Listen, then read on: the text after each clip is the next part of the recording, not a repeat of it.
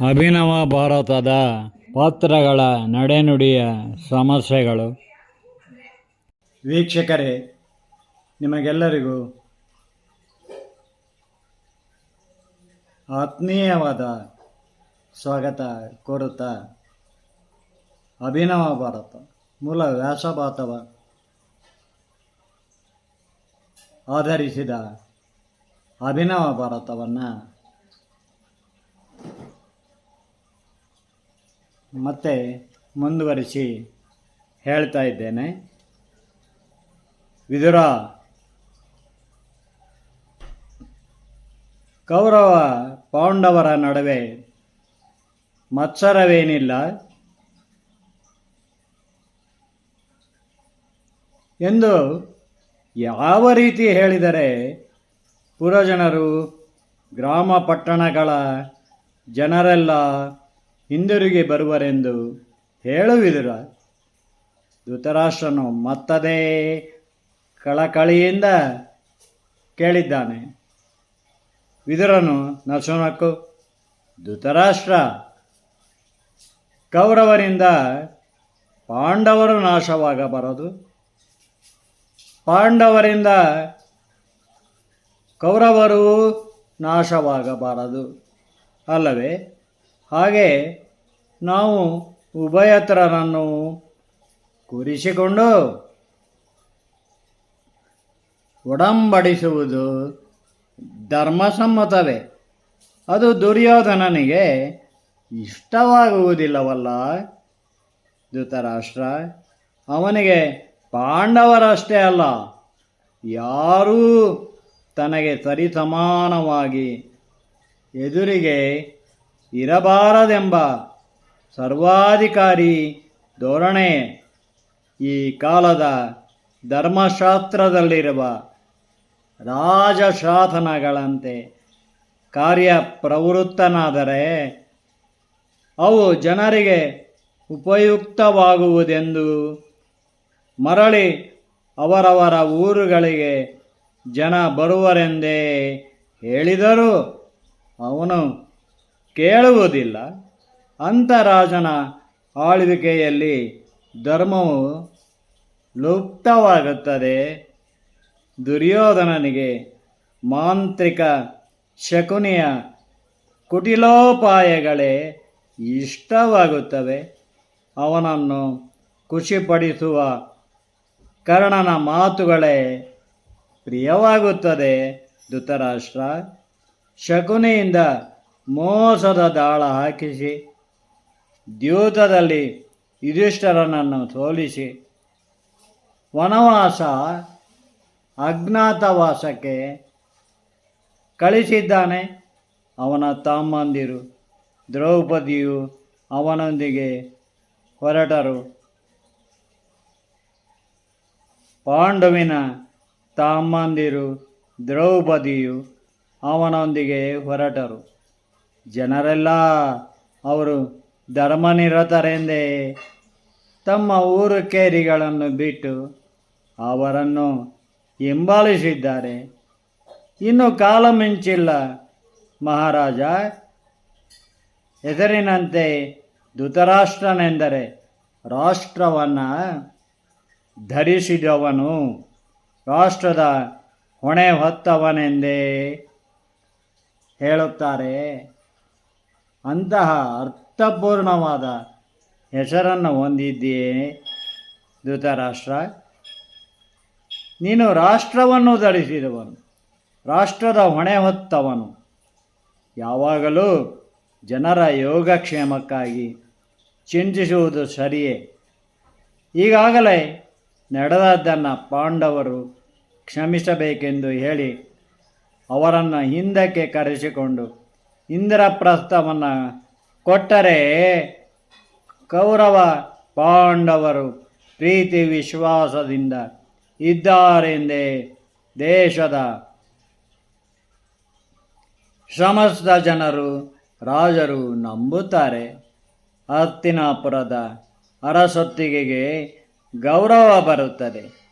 ರಾಜ್ಯದ ಪುರಜನರು, ಗ್ರಾಮ ಪಟ್ಟಣಗಳೆಲ್ಲ ಜನರೆಲ್ಲ ಹಿಂದಿರುಗಿ ಅವರವರ ಊರುಗಳಿಗೆ ಬರುತ್ತಾರೆ. ದೇಶದಲ್ಲಿ ಶಾಂತಿ ನೆಮ್ಮದಿ ನೆಲೆಸುತ್ತದೆ. ದೇಶದ ಅನೇಕ ರಾಜರುಗಳು ನಿಮ್ಮನ್ನು ಹೆಚ್ಚು ಗೌರವದಿಂದ ಕಾಣುತ್ತಾರೆ. ಆದರೆ ಇದಕ್ಕೆ ದುರ್ಯೋಧನನು ಒಪ್ಪದಿದ್ದರೆ ಅವನನ್ನು ತ್ಯಜಿಸಿಬಿಡು, ರಾಜ್ಯಾಧಿಕಾರದಿಂದ ದೂರವಿಡು ಧೃತರಾಷ್ಟ್ರ. ಅದು ನಿನಗೆ ಸಾಧ್ಯವೇ? ನೀನು ಅಂಧನು, ಅಸಹಾಯಕನೆಂದೇ ಹಿಂಜರಿಯುವೇಕೆ? ಮಹಾರಾಜನಾಗಿ ನಿನ್ನ ಅಧಿಕಾರವನ್ನು ಚಲಾಯಿಸು. ನಿನಗೆ ಬೆಂಬಲವಾಗಿ ನಿಲ್ಲಲು ಭೀಷ್ಮನಿದ್ದಾನೆ, ದ್ರೋಣರಿದ್ದಾರೆ ಎಂಬುದನ್ನು ನಿರ್ಲಕ್ಷಿಸಿರುವೆಯಲ್ಲ, ಏಕೆ? ನೋಡಿ, ಧೃತರಾಷ್ಟ್ರನು, ವಿದುರ, ನೀನು ಹಿಂದೆ ಹೇಳುವುದೆಲ್ಲ ಪಾಂಡವರ ಪರವಾಗಿಯೇ ಇದೆ. ಇಂದು ಅದನ್ನೇ ಹೇಳುತ್ತಿರುವೆ. ಪಾಂಡವರಿಗಾಗಿ ನನ್ನ ಸ್ವಂತ ಮಗ ದುರ್ಯೋಧನನನ್ನು ಹೇಗೆ ತಾನೇ ಎದುರು ಹಾಕಿಕೊಳ್ಳಿ ಎಂದು ಮತ್ತದೇ ರಾಗ ಬೆಳೆದಿದ್ದಾನೆ ಧೃತರಾಷ್ಟ್ರ, ನಾನು ರಾಜ್ಯದ ಮಂತ್ರಿಯಷ್ಟೇ ಅಲ್ಲ, ನಿನಗೆ ಸೋದರನಂತೆಯೇ ಇದ್ದೇನೆ. ಕೌರವ ಪಾಂಡವರ ನಡುವೆ ಹಸ್ತಿನಾಪುರ ಇಂದ್ರಪ್ರಸ್ಥ ರಾಜ್ಯಗಳ ಪ್ರಗತಿಗಾಗಿ ಧರ್ಮಶಾಸ್ತ್ರಯುಕ್ತ ರಾಜಶಾಸನ ಸಲಹೆಗಳನ್ನು ನೀಡುವವನೇ ಹೊರತು ಬೇರೇನೂ ಅಲ್ಲ. ವಿದುರ, ನೀನು ಹೇಳುವುದೆಲ್ಲವೂ ಲಿಖಿತ ಧರ್ಮಗಳಷ್ಟೇ. ಅವನ್ನೆಲ್ಲ ಪಾಲಿಸಲಿಕ್ಕಾಗಿ ನನ್ನ ಜ್ಯೇಷ್ಠ ಪುತ್ರ ದುರ್ಯೋಧನನನ್ನು ಹೇಗೆ ತಾನೇ ಎದುರು ಹಾಕಿಕೊಳ್ಳಲಿ? ಧೃತರಾಷ್ಟ್ರನು ಪಿಳಪಿಳನೆ ಕಣ್ರೆಪ್ಪೆ ಬಡಿದುಕೊಂಡಿದ್ದಾನೆ. ಹಾಗಂದರೇನು ಮಹಾರಾಜ? ಧೃತರಾಷ್ಟ್ರ, ನಿನ್ನ ಕುರುಡು ಪುತ್ರ ವ್ಯಾಮೋಹದಿಂದ ದುರ್ಯೋಧನನ ಧರ್ಮಬಾಹಿರ ನೀಚ ಸ್ವಾರ್ಥದಿಂದ ದೇಶದಲ್ಲಿ ಸರ್ವನಾಶವಾಗುತ್ತದೆ. ವಿದುರ, ಏನಂತೆ? ನನಗೆ ಕುರುಡು ಪುತ್ರ ವ್ಯಾಮೋಹವೇ? ದುರ್ಯೋಧನನು ನೀಚ ಸ್ವಾರ್ಥಿಯೇ? ನನ್ನ ಸ್ವಂತ ಮಗನಾದ ಅವನಿಗೆ ಮೊದಲು ಹಿತವಾಗುವಂತೆ ನಾನು ನಡೆದುಕೊಂಡರೆ ಅದು ಧರ್ಮವಲ್ಲವೇನೋ? ಧೃತರಾಷ್ಟ್ರನೆಂದಾಗ ವಿದುರನು, ನಿನ್ನ ತಮ್ಮ ಪಾಂಡುವು ತೀರಿಕೊಂಡನು. ಅವನ 5 ಮಕ್ಕಳು ನಿನಗೆ ಮಕ್ಕಳಂತೆಯೇ ತಾನೆ. ಪಾಂಡವರು ಬದುಕಲು ಕಿಂಚಿತ್ ಸ್ವಾರ್ಥವಿರಬೇಡವೇ ಧೃತರಾಷ್ಟ್ರ? ಈ ರಾಜ್ಯದ ಮೇಲೆ ಅವರಿಗೂ ಹಕ್ಕಿದೆಯಲ್ಲ. ಅವರನ್ನು ದುರ್ಯೋಧನನು ದ್ಯೂತದಲ್ಲಿ ಕಪಟಿ ಶಕುನಿಯಿಂದ ದಾಳ ಹಾಕಿಸಿ ಸೋಲಿಸಿದ್ದಾನೆ. 13 ವರ್ಷಗಳೇ ದೂರವಿರಲು ಕಳಿಸಿದ್ದಾನೆ. ಅದು ಧರ್ಮಬಾಹಿರವೇ, ನೀಚ ಸ್ವಾರ್ಥವಲ್ಲದೆ ಇನ್ನೇನು ಧೃತರಾಷ್ಟ್ರ ಎಂದು ಹೇಳುತ್ತಿದ್ದಂತೆ ವಿದುರ, ವಿದುರ, ನೀನು ಯಾವಾಗಲೂ ಅಷ್ಟೇ ಪಾಂಡವರ ಕಡೆ. ನನ್ನ ಮಗ ದುರ್ಯೋಧನನನ್ನು ನನ್ನನ್ನು ಕಂಡರೆ ನಿನಗೆ ಅಷ್ಟಕ್ಕಷ್ಟೇ. ನೀನು ಇಲ್ಲಿದ್ದರೆ ನಮಗೇನೂ ಉಪಯೋಗವಿಲ್ಲ. ನನ್ನೆದುರಿಗೆ ನಿಲ್ಲಬೇಡ, ಹೋಗು.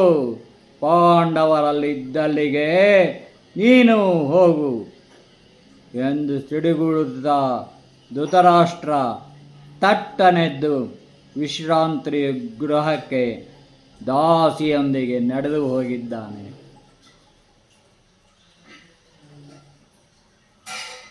ಅವನ ವರ್ತನೆ ಸಹಿಸದ ವಿದುರನು ಅಲ್ಲಿರಲಾಗದೆ ಪಾಂಡವರನ್ನು ಅರಸಿ ಅರಣ್ಯದ ಕಡೆ ರಥವನ್ನು ಓಡಿಸಿಕೊಂಡು ಸರಸ್ವತೀ ನದಿ ತೀರದ ಕಾಮ್ಯಕ ವನಕ್ಕೆ ಬರುತ್ತಿರುವಾಗಲೇ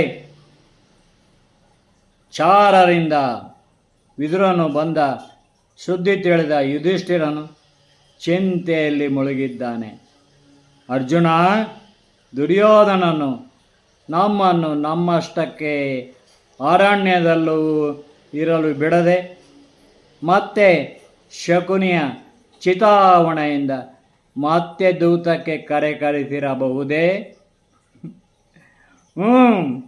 ಮತ್ತೆ ಆಡಿ ನಮ್ಮಲ್ಲಿರುವ ಶಸ್ತ್ರಾಸ್ತ್ರಗಳನ್ನು ಕಸಿದುಕೊಳ್ಳುವ ಸಂಚು ಹೂಡಿರುವನೆಂದೇ ಕಾಣುತ್ತದೆ ಎಂದು ಭೀಮಸೇನನು ವ್ಯಂಗ್ಯವಾಗಿ ಹೇಳುತ್ತಿದ್ದಂತೆಯೇ, ಭೀಮಾ, ದುರ್ಯೋಧನನಿಗೆ ನಮ್ಮ ಅಣ್ಣನು ಎರಡನೇ ಬಾರಿ ಏಕೆ ದೂತಕ್ಕೆ ಬಂದು ಸೋತನು, ಕಾಡಿಗೆ ಹೋದನೆಂಬುದು ಈಗಾಗಲೇ ಪ್ರತಿಗಾಮಿಯಿಂದ ತಿಳಿದಿದ್ದರೂ ಅವನು ನಂಬದೆ ಸಂಶಯಾತ್ಮನಾಗಿದ್ದಾನೆ ಎಂದ ಅರ್ಜುನ ಯುಧಿಷ್ಠಿರನ ಕಡೆ ತಿರುಗಿ, ಅಣ್ಣ, ಅವನು ಈಗಲೂ ನಿನ್ನನ್ನು ಜೂಜುಕೋರನೆಂದೇ ಭಾವಿಸಿದ್ದಾನೆ. ಯುಧಿಷ್ಠಿರನು ವಿದುರನು ಬರಲಿ. ಯುಧಿಷ್ಠಿರ ಹೇಳ್ತಾನೆ, ವಿದುರ ಬರ್ತಾ ಇದ್ದಾನ, ಬರಲಿ, ಅದೇನೆಂದು ತಿಳಿಯೋಣ ಎಂದಿದ್ದಾನೆ. ವಿದುರನು ಬರುತ್ತಿದ್ದಂತೆ, ಚಿಕ್ಕಪ್ಪ ಬಂದೆಯಾ, ಬಾ, ಈ ದಟ್ಟಾರಣ್ಯದಲ್ಲಿ ನಾವು ಹೇಗಿದ್ದೇವೆಂದು ನೋಡಲು ಬಂದೆಯಾ? ಸೂರ್ಯದೇವನ ಕೃಪೆಯಲ್ಲಿ ಹೊಟ್ಟೆ ತುಂಬಿಸಿಕೊಳ್ಳುತ್ತಿದ್ದೇವೆ, ಜನರ ಪ್ರೀತಿಯಿಂದ ಬದುಕುತ್ತಿದ್ದೇವೆ. ನಕುಲ ಸಹದೇವರ ಒಕ್ಕೊರಲ ಗದ್ಗದಿತ ದನಿಯಿಂದ ವಿದುರನ ಮುಖ ಮ್ಲಾನವಾಗಿದೆ. ಕೊಟ್ಟರೆಯರನ್ನು ಗುಟಕರಿಸಿ ನಿಟ್ಟುಸಿರೆ ಎಳೆದಿದ್ದಾನೆ. ಧೃತರಾಷ್ಟ್ರನ ಕುರುಡು ಪುತ್ರ ವ್ಯಾಮೋಹ ವ್ಯಥೆಯಿಂದ ಹೇಳಿದ್ದಾನೆ. ಅವನಿಗೆ ಕುರುಡು ಪುತ್ರ ವ್ಯಾಮೋಹ ಧೃತರಾಷ್ಟ್ರನಿಗೆ ಎಂದು ಗದ್ಗದಿತ ಕಂಠದಿಂದ ವಿದುರ ಹೇಳಿದಾಗ, ನನ್ನಿಂದ ಅವನಿಗೆ ಏನೂ ಉಪಯೋಗವಿಲ್ಲವೆಂದನು. ನಾನು ಯಾವಾಗಲೂ ನಿಮ್ಮ ಪರವೆಂದೇ ಹೀಯಾಳಿಸಿದನು. ನಿಮ್ಮಲ್ಲಿಗೆ ಹೋಗೆಂದು ಗದರಿಸಿ ಬಿಟ್ಟನಲ್ಲ, ಇನ್ನೇನು ಮಾಡಲಿ ಯುಧಿಷ್ಠಿರ? ಅಲ್ಲಿರುವುದಕ್ಕಿಂತ ನಿಮ್ಮೊಂದಿಗೆ ಅರಣ್ಯದಲ್ಲಿರುವುದೇ ಲೇಸೆನಿಸಿತು, ಬಂದು ಬಿಟ್ಟೆ. ವಿದುರನು ಗದ್ಗದಿತ ದನಿಯಲ್ಲೆಂದಾಗ ಯುಧಿಷ್ಠಿರನು ಕಡುನಂದು ಹೇಳುತ್ತಾನೆ, ಚಿಕ್ಕಪ್ಪ, ಕುರುಡನಿಗೆ ಕುರುಡನೆಂದು ಹೇಳಿದರೆ ಕೋಪವೇ? ಎಲ್ಲ ಕುರುಡರು ಆಗಿರೋದಿಲ್ಲವಲ್ಲ. ಕುರುಡರಿಗೆ ಪೂರ್ವ ಕರ್ಮ ಪ್ರಜ್ಞೆಯೂ ಇರುತ್ತದೆ. ಕುರುಡು ದೊರೆ ಧೃತರಾಷ್ಟ್ರನು ಕುರುಡು ಪುತ್ರ ವ್ಯಾಮೋಹದಿಂದಲೇ ಕೆಲವೊಮ್ಮೆ ಕೆಟ್ಟದ್ದೆಂಬುದನ್ನೆಲ್ಲ ಒಳ್ಳೆಯದೇ ಎಂದು ತಿಳಿಯುತ್ತಾನೆ. ಅವನ ಮಾತು ಗಂಭೀರವಾಗಿ ತೆಗೆದುಕೊಳ್ಳುವುದು ಬೇಡ. ಇಲ್ಲೂ ಕೆಲವು ದಿನಗಳೇ ನಮ್ಮೊಂದಿಗಿದ್ದರೆ ಅವನೇ ಮತ್ತೆ ಕರೆ ಕಳುಹಿಸುತ್ತಾನೆ ನೋಡುವಿಯಂತೆ. ನಿನಗಾಗಿ ಮತ್ತೆ ಕರೆ ಬರುತ್ತದೆ. ಹೌದು ಚಿಕ್ಕಪ್ಪ, ನೀನಲ್ಲದೆ ದೊಡ್ಡಪ್ಪ ಧೃತರಾಷ್ಟ್ರನ ಮುಂದೆ ನಿಂತು ದುರ್ಯೋಧನನಿಗೂ ನಮಗೂ ಒಳ್ಳೆಯದಾಗುವಂತೆಯೇ ಹೇಳಲು ಯಾರಿಗೆ ತಾನಿದೆ?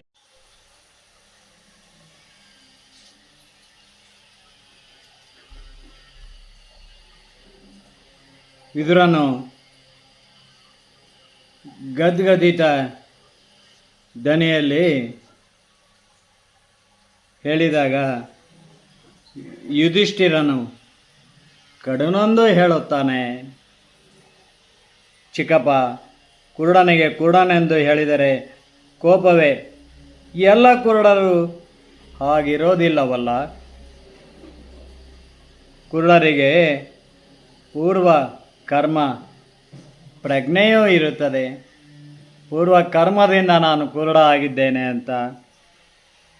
ಕುರುಡುದರೆ ಧೃತರಾಷ್ಟ್ರನು ಕುರುಡು ಪುತ್ರ ವ್ಯಾಮೋಹದಿಂದಲೇ ಕೆಲವೊಮ್ಮೆ ಕೆಟ್ಟದ್ದೆಂಬುದೆಲ್ಲ ಒಳ್ಳೆಯದೆಂದೇ ತಿಳಿಯುತ್ತಾನೆ. ಅವನ ಮಾತು ಗಂಭೀರವಾಗಿ ತೆಗೆದುಕೊಳ್ಳುವುದು ಬೇಡ. ಅವನ ಮಾತನ್ನು ಗಂಭೀರವಾಗಿ ತೆಗೆದುಕೊಳ್ಳುವುದು ಬೇಡ. ಇಲ್ಲಿ ಕೆಲವು ದಿನಗಳೇ ನಮ್ಮೊಂದಿಗೆ ಇದ್ದರೆ ನೀನು ಅವನೇ ಮತ್ತೆ ಕರೆ ಕಳುಹಿಸುತ್ತಾನೆ ನೋಡುವೆಯಂತೆ ಎಂದು ಪಾಂಡವರು ಒಕ್ಕೊರಲಿನಿಂದ ಹೇಳಿದ್ದಾರೆ. ಹೌದು ಚಿಕ್ಕಪ್ಪ, ನೀನಲ್ಲದೆ ದೊಡ್ಡಪ್ಪ ಧೃತರಾಷ್ಟ್ರನ ಮುಂದೆ ನಿಂತು ದುರ್ಯೋಧನನಿಗೂ ನಮಗೂ ಒಳ್ಳೆಯದಾಗುವಂತೆ ಹೇಳಲು ಯಾರಿಗೆ ತಾನೇ ಧೈರ್ಯವಿದೆ ಎಂದು ಉದ್ಗಾರವೆತ್ತಿದ್ದಾರೆ ಭೀಮಾರ್ಜುನ ನಕುಲ ಸಹದೇವರು. ಆಮೇಲೆ ಒಂದು ವಾರವೂ ಕಳೆದಿರಲಿಕ್ಕಿಲ್ಲ.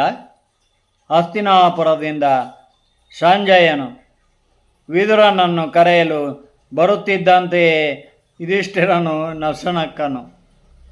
ಸಂಜಯನು ಸಾವಕಾಶದಿಂದ ಹೇಳುತ್ತಾನೆ, ವಿದುರ, ನೀನು ಕೋಪದಿಂದ ಇಲ್ಲಿಗೆ ಬಂದುದನ್ನು ಕೇಳಿದ ಧೃತರಾಷ್ಟ್ರನು ಮೂರ್ಛೆ ಹೋದನು. ಎಚ್ಚರವಾದಾಗ ನನ್ನ ಕರೆಸಿಕೊಂಡವನು, ಸಂಜಯ, ವಿದುರನು ನನಗೆ ತಮ್ಮನಿದ್ದಂತೆ ಆಪ್ತ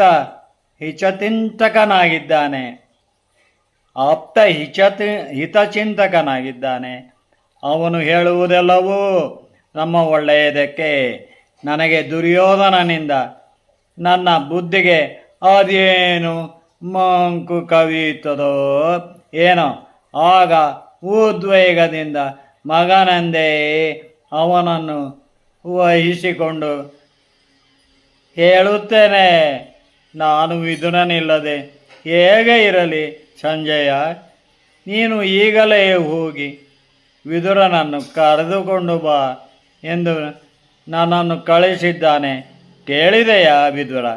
ದೊಡ್ಡಪ್ಪನ ಇಬ್ಬಂದಿತನ, ಅತ್ತ ದುರ್ಯೋಧನನ ಮೇಲೆ ಪುತ್ರ ವ್ಯಾಮೋಹ, ಈತ ನಿನ್ನ ಹಿತೋಕ್ತಿಗಳನ್ನು ಕೇಳಿಸಿಕೊಳ್ಳದೆ ಇರಲಾರ.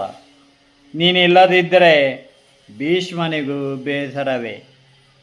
ವಿದುರ, ನೀನು ಈಗಲೇ ಸಂಜಯನೊಂದಿಗೆ ಹಸ್ತಿನಾಪುರಕ್ಕೆ ಹೋಗು. ಯುಧಿಷ್ಠಿರನೆಂದಾಗ ಯುಧಿಷ್ಠಿರ ಧೃತರಾಷ್ಟ್ರನಿಗೆ ಚಿತ್ತಬುದ್ಧಿ ಇದ್ದಾಗ ಚಿಂತನಶೀಲನಾಗುತ್ತಾನೆ. ನಮ್ಮ ಹಿತೋಕ್ತಿಗಳು ಆಪ್ಯಾಯಮಾನವಾಗುತ್ತವೆ. ಪಿತಬುದ್ಧಿ ಇದ್ದಾಗ ಪುತ್ರ ವ್ಯಾಮೋಹದಿಂದ ಅವುಗಳೇ ನಮ್ಮ ಹಿತೋಕ್ತಿಗಳು. ಅವೆಲ್ಲವೂ ಅವನಿಗೆ ಕಹಿ ಎನಿಸುತ್ತವೆ. ವಿದುರನ ಮಾತು ಕೇಳಿ ಪಾಂಡವರು ಗೊಳ್ಳನೆ ನಕ್ಕರು. ಮಾರನೇ ದಿನವೇ ವಿದುರನು ಸಂಜಯನೊಂದಿಗೆ ಹಸ್ತಿನಾಪುರಕ್ಕೆ ಬಂದಾಗ ಧೃತರಾಷ್ಟ್ರನು, ಬಂದೆಯಾ ವಿದುರ? ಬಾ, ನನ್ನ ಮೇಲಿನ ಕೋಪದಿಂದ ಬರಲಾರೆ ಎಂದೇ ನನ್ನ ಜೀವ ಹೊಡೆದುಕೊಳ್ಳುತ್ತಿತ್ತು. ನಿನ್ನನ್ನು ಬಿಟ್ಟರೆ ನನಗೆ ಹಿತಚಿಂತಕರು ಯಾರಿದ್ದಾರೆ ಎಂದು ಗದ್ಗದಿತನಾಗಿದ್ದಾನೆ ಧೃತರಾಷ್ಟ್ರ. ನಿನ್ನ ಧರ್ಮ ಸಂಕಟವು ನನಗೆ ಅರ್ಥವಾಗುತ್ತದೆ. ನನಗೆ ನಿನ್ನ ಮಕ್ಕಳು ಹೇಗೋ ಪಾಂಡವರು ಹಾಗೆಯೇ. ನೀನು ಕೋಪಗೊಂಡರೆ ಎಲ್ಲಿಗೆ ಹೋಗಲಿ? ಪಾಂಡವರು ಕಾಡಿನಲ್ಲಿ ಹೇಗಿದ್ದಾರೋ ನೋಡಲು ಹೋದನೆ ಅಷ್ಟೇ. ಎಂದಿದ್ದಾನೆ ವಿದುರ ಅವನನ್ನು ಸಮಾಧಾನಪಡಿಸಲು. ವಿದುರ, ಅಲ್ಲಿ ಪಾಂಡವರು ಹೇಗಿದ್ದಾರೆ? ಧೃತರಾಷ್ಟ್ರನ ದನಿ ಕ್ಷೀಣಿಸಿತು. ಪಾಂಡವರು ಕಾಡಿನಲ್ಲಿ ಆಶ್ರಮ ಕಟ್ಟಿಕೊಂಡಿದ್ದಾರೆ. ಸಂತ ಸಂಸಾರಿಗಳಂತೆಯೇ ಇದ್ದಾರೆ. ಜನರು ಅವರನ್ನು ನೋಡಲೆಂದು ಹೋದವರು ತಿಂಗಳುಗಟ್ಟಲೆ ಇದ್ದು ಬರುತ್ತಾರೆ. ನೂರಾರು ಜನರು ಅಲ್ಲೇ ಗುಡಿಸಲು ಕಟ್ಟಿಕೊಂಡು ವಾಸವಾಗಿದ್ದಾರೆ. ಧೃತರಾಷ್ಟ್ರ, ಪಾಂಡವರು ಆ ಜನರಿಗೆ ಹಿಂದಿರುಗಿ ಹೋಗಲು ಬಲವಂತ ಮಾಡಲಿಲ್ಲವೇನು? ಹೇಳದೇ ಇರುತ್ತಾರೆಯೇ? ಅಷ್ಟಕ್ಕೂ ಆ ಜನರು ಕೇಳಬೇಕಲ್ಲ. ಚಿಂತಿಸದಿರು. ಪಾಂಡವರೊಂದಿಗೆ ಜನರು ಕೆಲವು ತಿಂಗಳುಗಳ ಕಾಲ ಇರುತ್ತಾರೆ. ತಮ್ಮ ಊರುಗಳಿಗೆ ಬಂದೇ ಬರುತ್ತಾರೆ.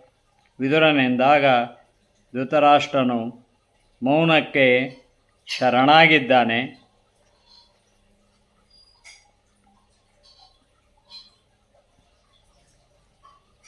ಮುಂದಿನ ಕಥಾಭಾಗವನ್ನು ಇನ್ನೊಂದು ವಿಡಿಯೋದಲ್ಲಿ ಮುಂದುವರಿಸ್ತೇನೆ. ಇದು ಮೂಲ ವ್ಯಾಸ ಭಾರತ.